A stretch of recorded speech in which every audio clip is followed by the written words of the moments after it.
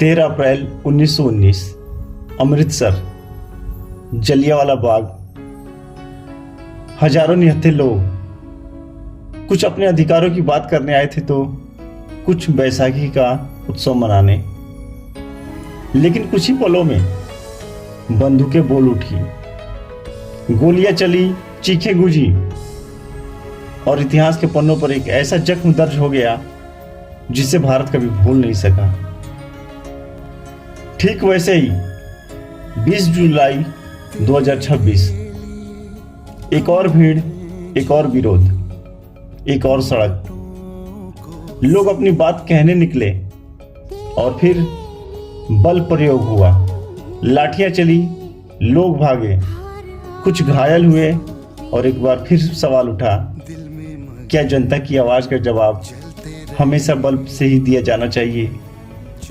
1919 की गोलियां, दूसरी तरफ 2026 की लाठियां।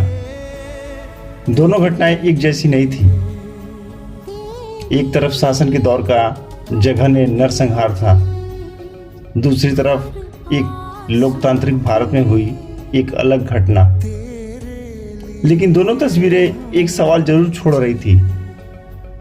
जब नागरिक अपनी बात कहने सड़क पर उतरे तो सत्ता की पहली प्रतिक्रिया संवाद होना चाहिए या बल।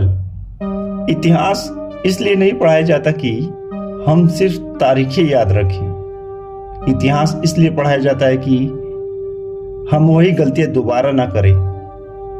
लोकतंत्र की सबसे बड़ी ताकत बंदूक नहीं, लाठी नहीं, बल्कि संवाद है, आपस की बातचीत है। जलियांवाला बाग भारत के इतिहास के एक असाधारण और दुखद नरसंहार था।